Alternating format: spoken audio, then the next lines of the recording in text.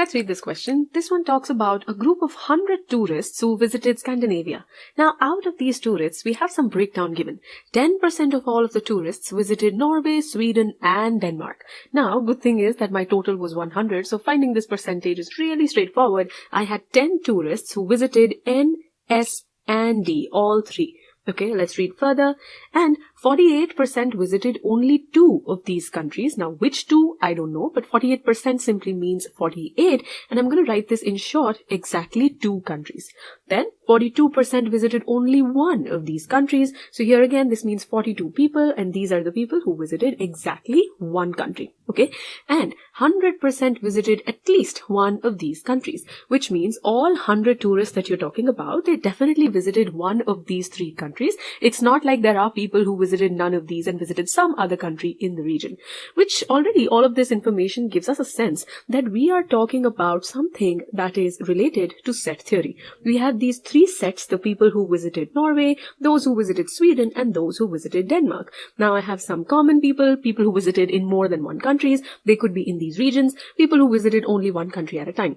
Now, based on our information that all 100% visited at least 1 of these countries, I already know that if I create this as the entire Scandinavia region, this is going to be 0. There's nobody here in the neither region. The union here of all 3 sets is equal to 100. Before moving on, I'll already try to fill in this much of the information. I know 10 people visited all 3 places, right? So where does that 10 fit? Here, in the middle. Okay, then 48 people in exactly 2. Exactly 2 is this region, and this region. How will I split all of this? How will I split the 48?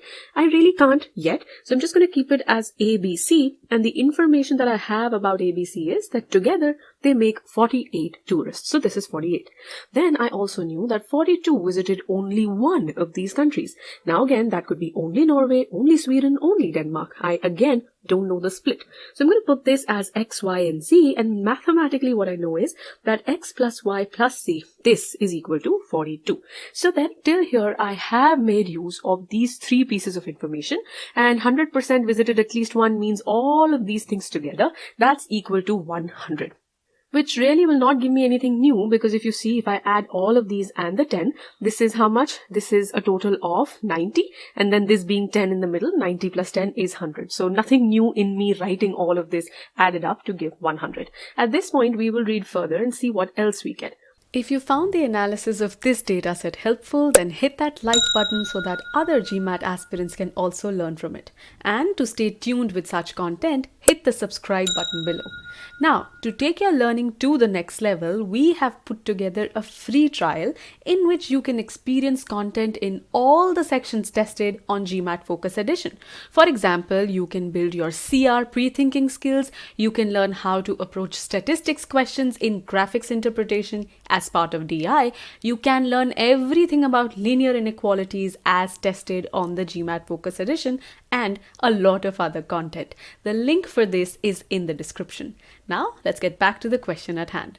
Okay, 23 tourists in the group visited at least Norway and Sweden. What does this mean? Now, had this been at least a number, at least 5, I know that means 5 or anything more than 5. If it's at least 10, I know that's 10 or more. But when it's at least Norway and Sweden, what does it mean? Well, it means that Norway and Sweden are guaranteed. These people could also have visited Denmark. So if I look at Norway and Sweden, it's these A people here. These definitely are guaranteed, but there could also be people who visited Denmark, which means when I'm talking about this yellow region, at least Norway and Sweden, it's this portion I'm talking about. So if this portion is equal to 23 tourists, what I can really say is that A plus 10 is equal to 23. And this gives me the value of A. Lovely. That's the first value that we've exactly gotten. Let's see what else we get as we read on.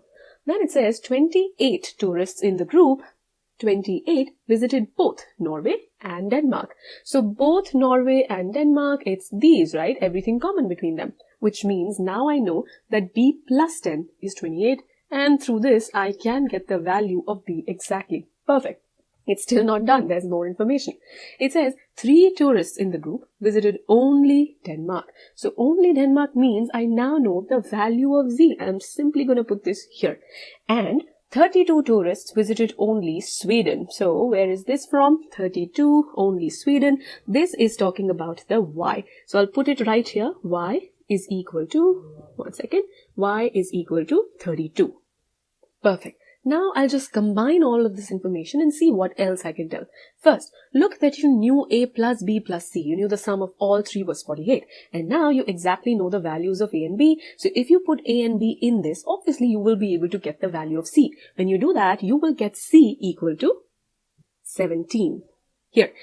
Similarly, if I use this one, x plus y plus z, and I take the values of y and z from here, I will be able to get the value of x. Essentially, y 32, z 3, they together become 35. That's what I'm subtracting from 42. So this gives me the value of x as well. So what I'll do is, I will now just update this with the new values that I have.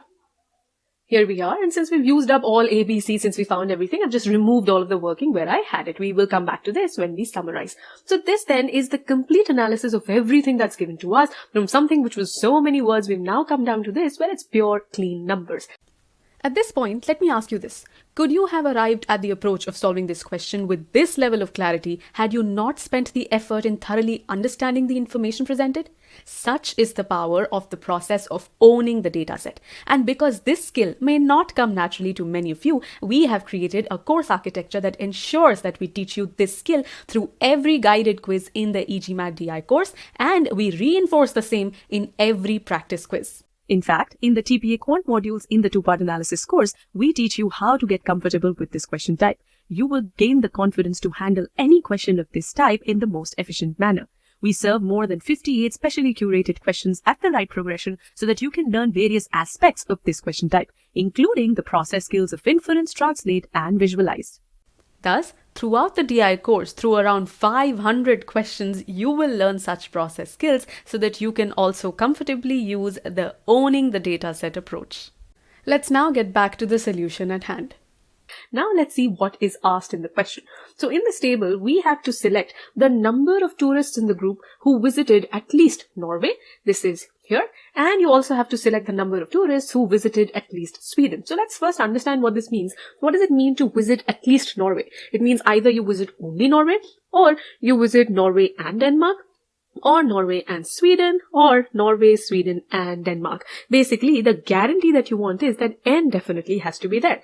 Now, there is nothing fancy that you have to do here. Simply think about the three circles in your Venn diagram again. And if I am talking about the region where N is guaranteed, I am essentially just talking about this entire circle. So once I find all of these people in this circle completely, it will be the people who definitely visited Norway, who may or may not have visited anything else, any other country as well. So I'll just quickly go to the circle and read the sum of all the values here in Norway. So 7 and 3, that gives you 20. 20 and 28, that's a simple 48. And I come back here.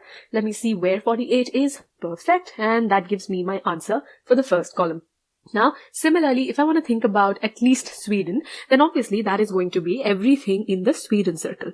This will be the people who visit only Sweden and those who visit other places as well. So exact same thing you do here. You add all of these four numbers and it will give you 72. So I'll go back here and see where 72 is. I find it here in the last choice. We are done. Let's now nicely summarize this. So first, we spent energy in trying to understand everything that was given here. When we began, there were a lot of unknowns. We didn't know what these 48 people were about, which two countries we were talking about. We knew nothing about these 42 people who visited only one. What was the split? We knew nothing basically about all 100 people that were talked about. But as we kept reading on, we did find more and more information that we represented using these equations. These four equations we created. Slowly, we found the values of A and B first. Using this one, then we got the value of C. And similarly, x plus y plus z we used along with our knowledge about y and z, which was directly in the question, to find x as well. Once we found all of those values, we were in a much clearer position. We had completely owned the data set by this point, so that when later on the question asked about the tourists who visited at least Norway or at least Sweden, we just had to understand what these terms even meant. Once we understood that at least Norway just meant the entire Norway circle, because that was the people who visited only Norway, along with Norway and Sweden, Norway and Denmark, and all three. Same logic for Sweden as well. All we had to do was go into our Venn diagram and add a bunch of numbers. That's how simple it got. That's it.